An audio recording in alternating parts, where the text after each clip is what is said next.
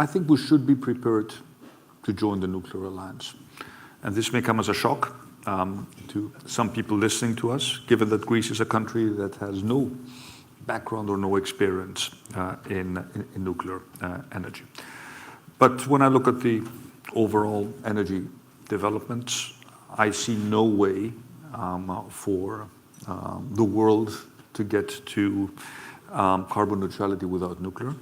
And I see very interesting developments in nuclear technology, especially when it comes to the small modular reactors. And I just don't want us not to be part of this discussion. I'm not saying we're going to do anything next day, but at least I want us to be part of the conversation and to understand where these technologies are going. And by the way, and your grandfather is Greek as well, right? Yeah. My mother.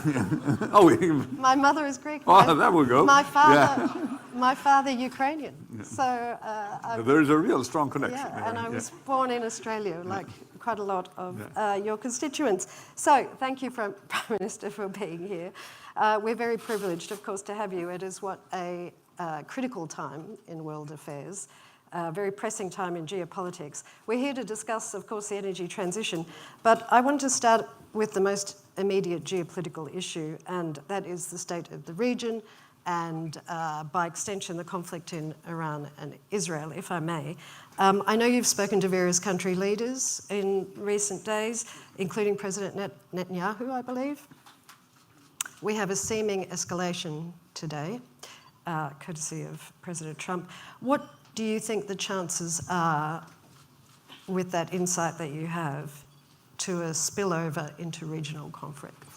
Well, of course, we are extremely concerned about the escalation of this conflict. That doesn't seem to me right now to be a clear off-ramp, although we will continue to insist on two fundamental premises. The first is that Iran cannot obtain nuclear weapons, and the second is that the solution can only be found through a diplomatic arrangement that will ensure and guarantee that this cannot happen. And of course, we all understand that Europe on its own does not have the necessary leverage to bring the parties to the table. Only the US can actually do that. So I think it's really up to the US president to decide which path he is going to take. I think we would all hope that we will not see a further escalation, which could have significant geopolitical but also economic ramifications at a time when the first concern of all Western governments is inflation. I think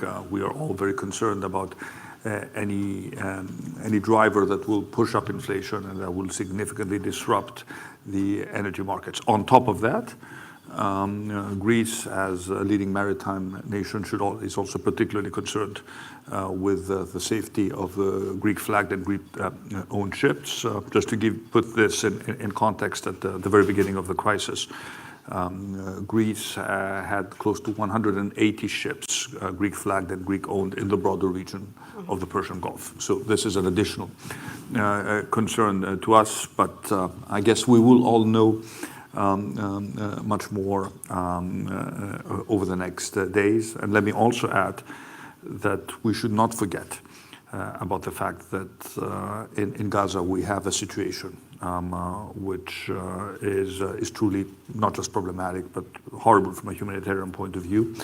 And the fact that we have this conflict now between Israel and Iran should not discourage us from continuously making the point that we need an immediate ceasefire in Gaza and unhindered access by the population of Gaza to significant humanitarian aid that will address the immediate concerns of the population.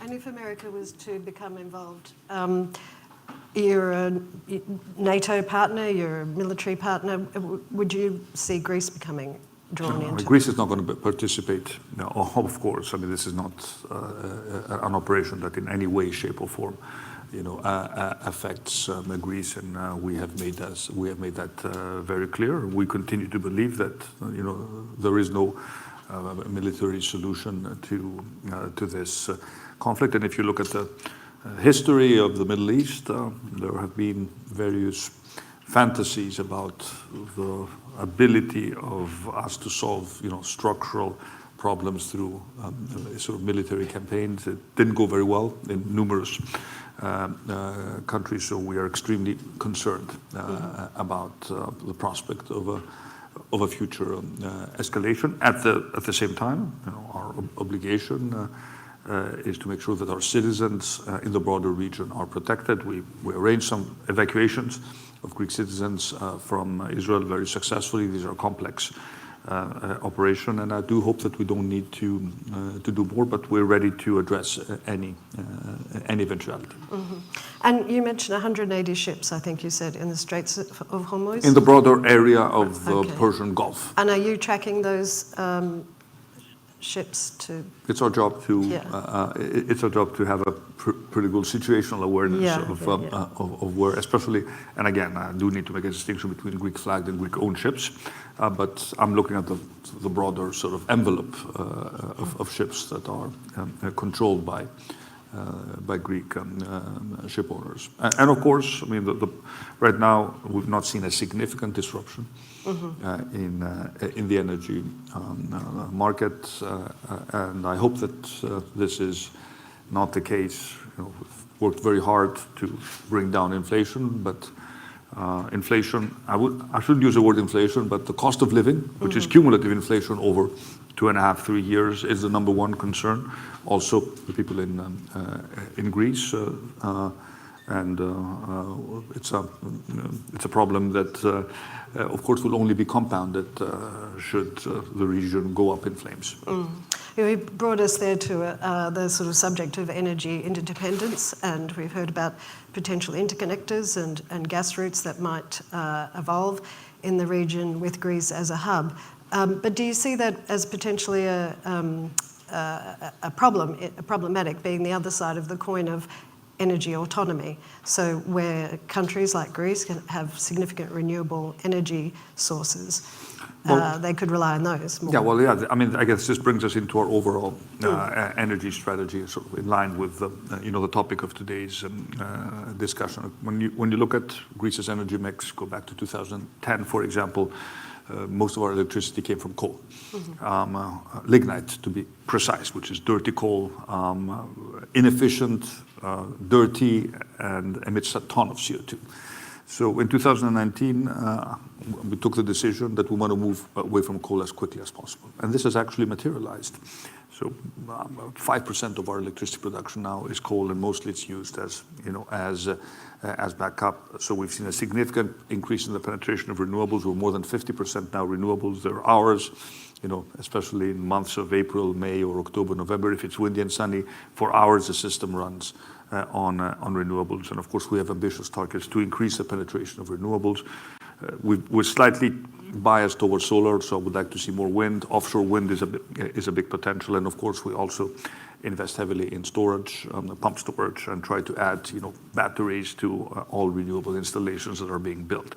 But at the same time, we need base load power, and as many countries, we have placed a strategic bet that natural gas is going to supply base load power for the foreseeable future. We want to see more competition in the market. There are new plants being built, which are going to be more efficient, which I think is going to be good for prices in the system. But of course, we also see gas as a strategic asset. Greece's opportunity to become a provider of energy security to our region. So if you look at, for example, a few years ago, Greece was simply importing, the gas that it required. Now, 17 billion cubic meters go through Greece. 11 are exported. So Greece is becoming a hub.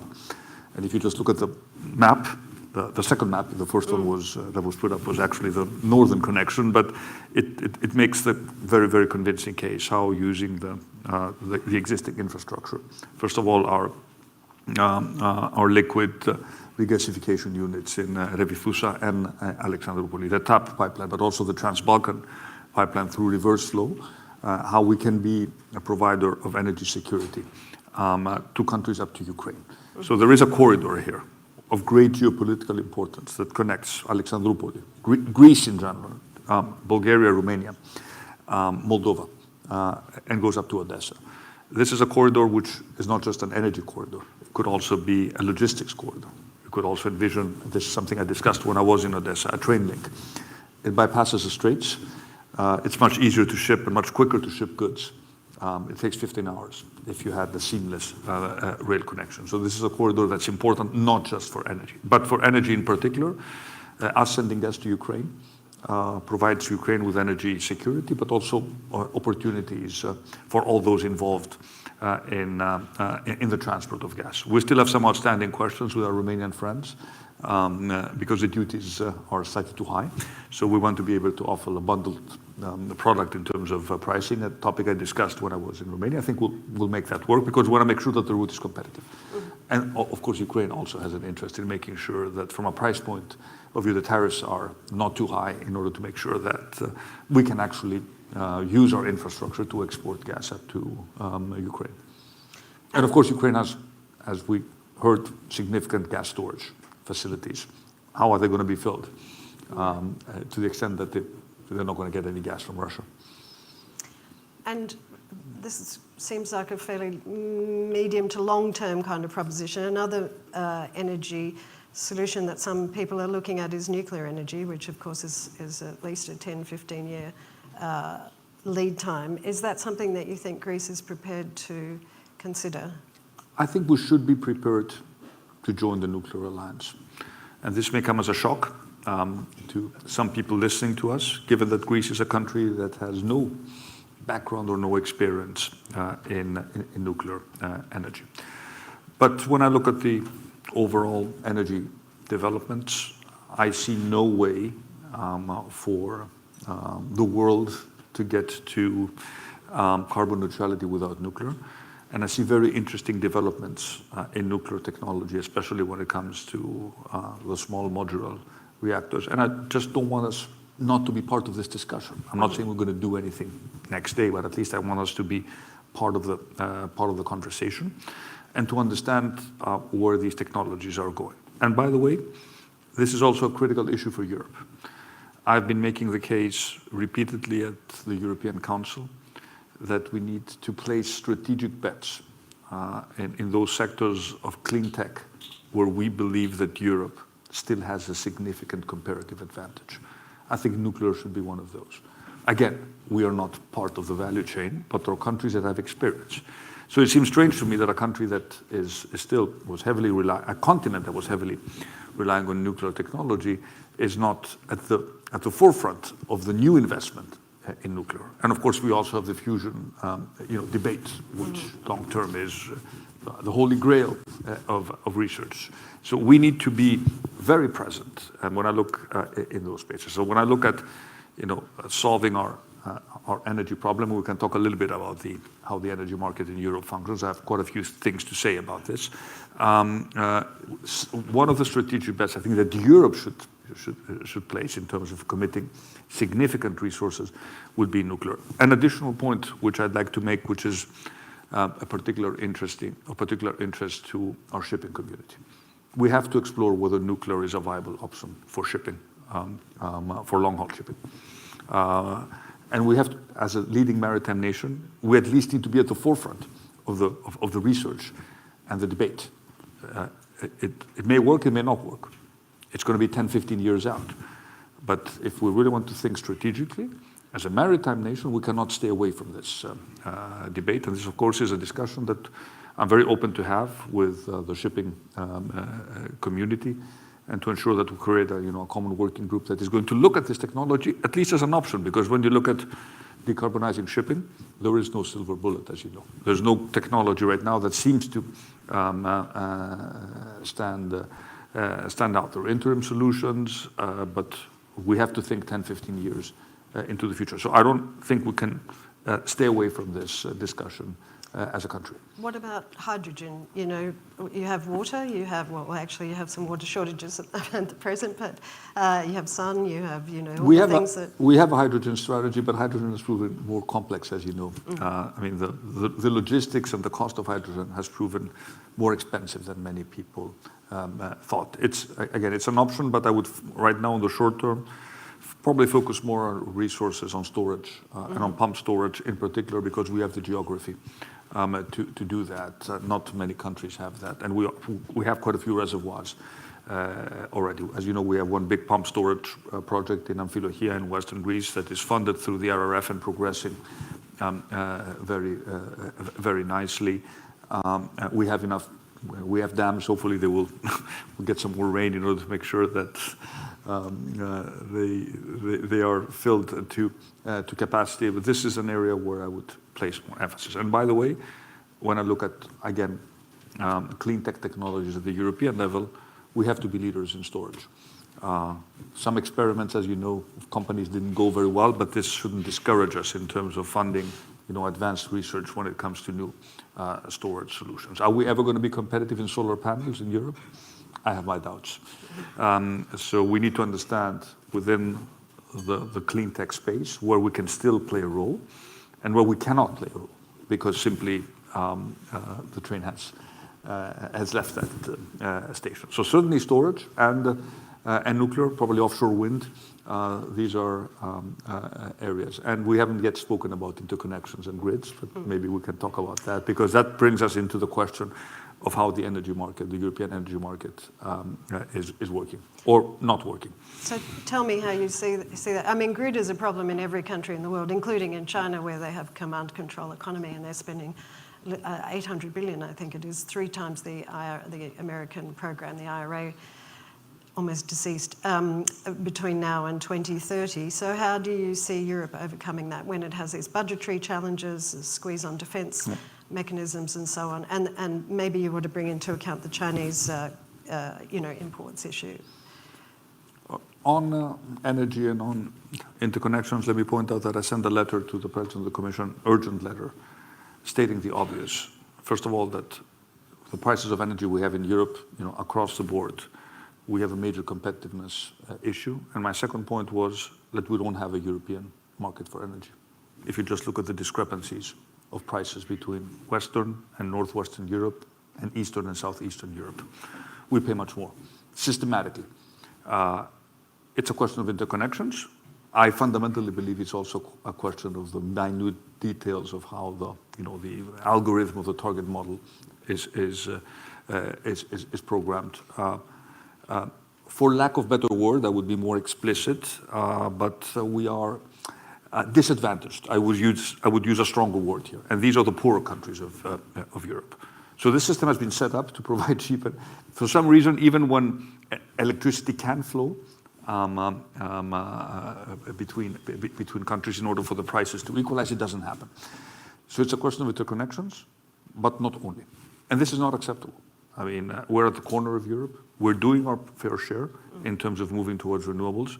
Why should we pay so much higher prices in a market that at least should aim towards price parity? Because otherwise it's not a European market. So let's not talk about a European energy market because it simply doesn't exist right now. We have fragmented marketplaces, and for me this is a major issue. It's good that that a working group has been set up. Also, I have enough experience to know that when we set up working groups in Europe, maybe we just want to kick the can down the road. And this is simply, again, and it's not just for us, it's for Romania, for Bulgaria, even for Hungary, this should not be acceptable. Which brings us to the question, how do we look at the energy market as a whole? How do we ensure the common European good? This is what Draghi mentioned in his reports. How we're going to invest in interconnections. For example, we're tripling our interconnection with Italy. That's something we agreed with Giorgia Meloni when I was there. It's good and important. Italy, by the way, is also an outlier, a more expensive outlier in the prices of I think Spain also. Of energy. Spain and Portugal, they're an island. They have low prices for other reasons. Could they join your push, if you like? I don't think they would have an interest right now because they have lower prices. If you look at the But they have an interest in interconnection. Yeah, but they have an interest in a greater interest in interconnections, and they have the problems between. But they have a different structure. So we need someone to look at the European market, and that does not have an interest in specific markets, and that looks at, for example, where are the bottlenecks. And make sure we have, and I don't have a solution here, to have the financing tools to create those interconnections that would make the market really work seamlessly. So if we have, for example, lots of wind oversupply in the North Sea in the winter.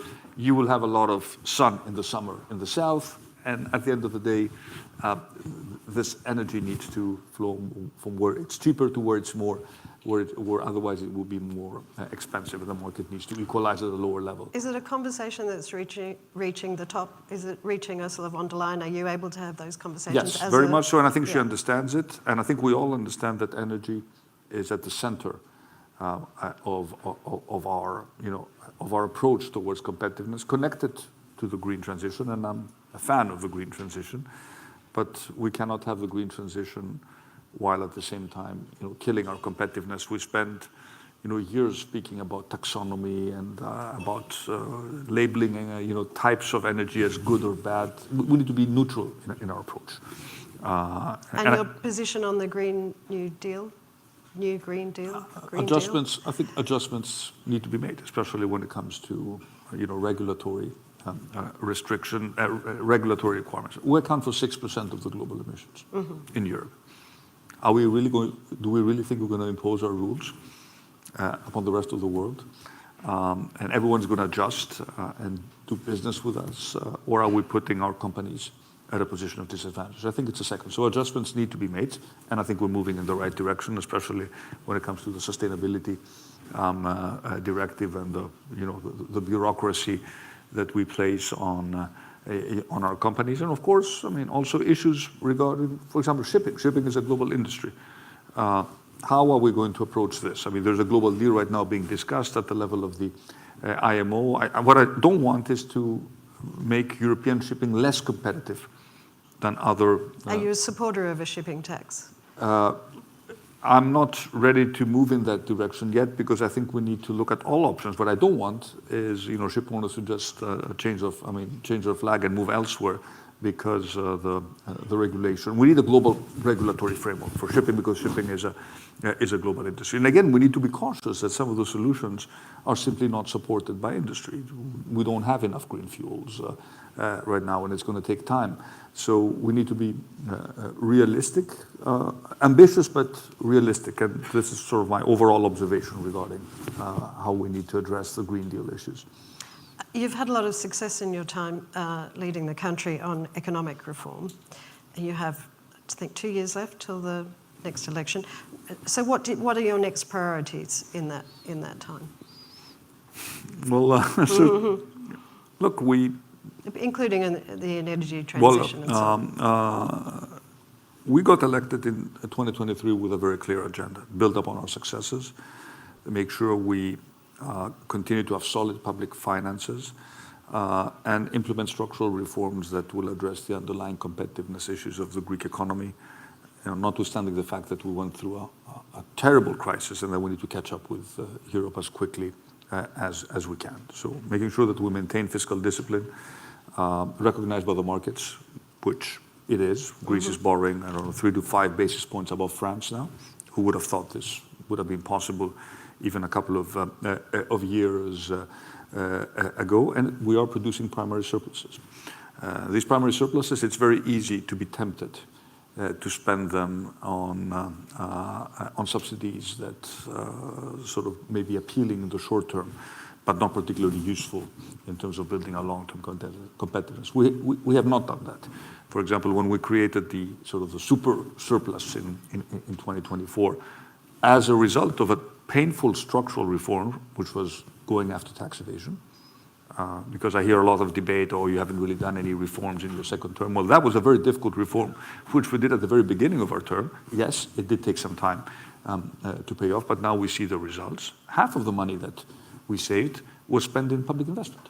In the past, this would have been given up. And the other half is being spent for income support for pensioners, but also to support people who are on rent, because we have a housing crisis, and we need to address these priorities. So we always want to see whatever fiscal initiatives we take, they need to have a growth component to them, and in terms of attracting investment and making sure that we improve our productivity. And there are issues to address. Justice reform has been a key tenet of our second term.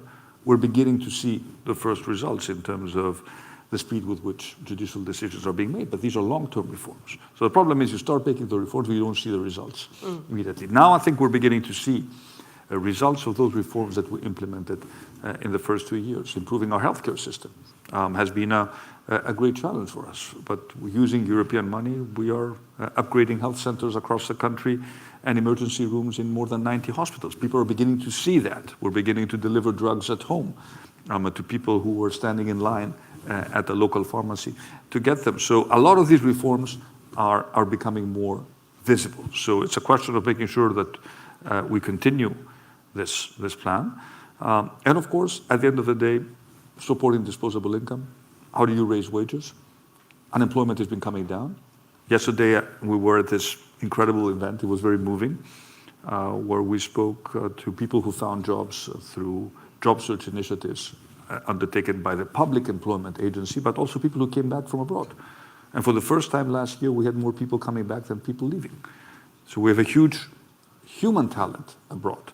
And at a time when companies are struggling to find employees, they go to one place, one city, and suddenly you have all these extremely talented people showing up, and they recruit like crazy from abroad. And of course, we need to give them incentives to do so. For example, for our doctors in the US, 3 months ago, I received a letter saying that, look, we have problems with our accreditation.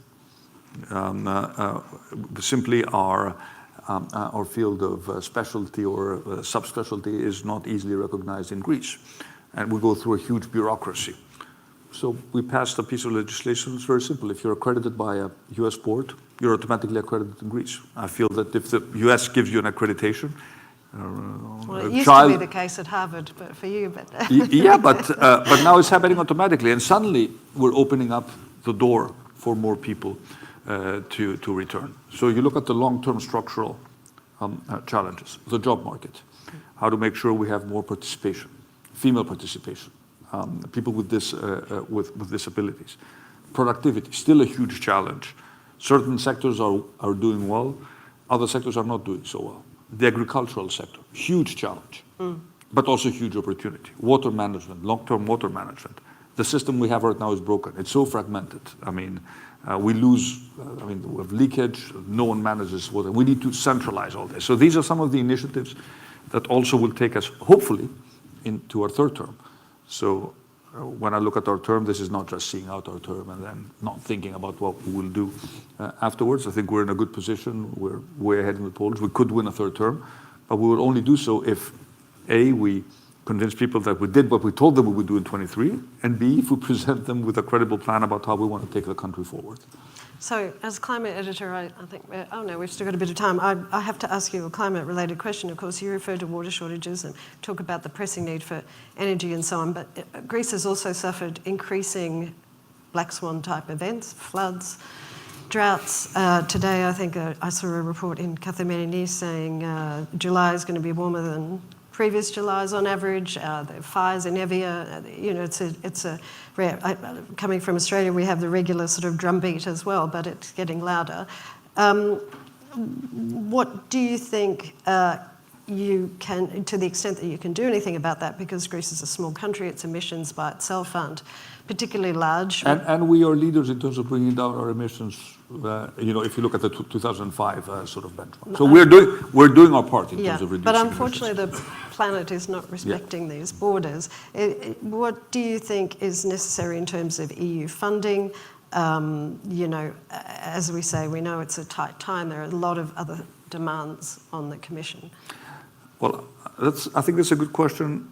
And when I look at the overall balance between adaptation and mitigation, I think we've placed all our chips sort of in the mitigation bucket, but adaptation is still non-addressed. We don't address it yet. If you ask me, and again, impossible to predict, if in 15, 20 years, you know, technology will solve the clean energy problem, I think it will. I don't know what the solution will be, but the problem is what will happen from now until then. And we have real adaptation requirements that also need to be, you know, supported and funded by the European Union. And this is not a question of simply, you know, going after a natural disaster. water management needs to be the #1 adaptation priority. And we need more funding for water management. It's critical. It supports everything we do, including our agriculture, and it's also, an important adaptation initiative. And of course, in terms of civil protection, I can't complain because, we've received, we have a 2 billion program now to strengthen our civil protection infrastructure. Technology can really help us. We're at the forefront of how we're going to use AI for, predictive modeling when it comes not just to weather, floods, wildfires. I think technology will help us on that front. Agriculture is a big export industry for you, obviously. It is a big export, and it can do so much more. So if we export as much as we do, and we are a net exporter in agriculture, not many people know that, with our productivity not being very high, think of what we can do if we can also increase our productivity. So there I really want to look at, the glass half full. But the problem is that we have a system, and we've had legacy problems, that was exclusively focused on how to manage European subsidies. And we've had our problems in terms of mismanagement of European subsidies. We're not the only European country that has had these problems, as if the only job of the ministry would be to sort of hand out subsidies. It's an important component, but we need to think about the long term and the transition of our agriculture towards products that are competitive and we can actually gain more value. And this is intricately linked to proper water management, but also creating scale, convincing our farmers that they need to cooperate more. We've given many incentives, and we have so many success stories. Kathleen is kind enough to highlight them, across Greece in terms of great success stories of people doing amazing things in the broader agricultural space. And of course, last point, because you speak about climate and the environment, and that is, protection, environmental protection of our seas. This is critical. We've made very bold commitments in terms of, and we will make announcement very, very soon. 2 new marine parks, one in the Ionian, one in the southern Aegean, to exceed the 30% threshold of our territorial waters, protected, high level of protection that will certainly ban bottom trawling in our most sort of sensitive ecosystem. So this is also an area where I think we can be leaders. And we are out of time, but I just wanted to wrap up really to say, if you make a 3rd term, and I believe the Commission, head of Commission job will come to Greece, is that correct? In 27, maybe? No? You surprise me. I have no... No, okay. I have no European... Would you... have ambitions? I have no European ambitions. I'm perfectly happy with what I do, and it's a great honor to be Prime Minister. It's already, more than a full-time job. And right now, even 27 in terms of the next elections is too far for me to think. Usually in politics, if you plan way ahead, events, I might try to get up every day, try to do my job as best as I can, and try to stick to our agenda. We got more than 40%. People voted on a specific agenda. And my question to my team is very simple. If in 2027 we go to people in Greece and tell them, look, this is what we told you that we would do, and we've done 80% of it or so, or we've delivered on our commitments, are we going to be a successful government? I think yes. So that's my priority now. Very good. No, it's just you have such a interesting and diverse pan-European perspective. But that's important to the extent that Greece is punching above its weight in European affairs. And this is important. It's important. I wear 2 hats. My first hat is a hat of the Greek Prime Minister. My second hat is a hat of a member of the European Council that has to think about what's good for Europe, because I'm a European, and also what's good for Europe is good for Greece. So we have to be aware that when we speak at the European Council, we don't only represent our country. We do, of course, and our interests, but we also have to think strategically about what's good for Europe.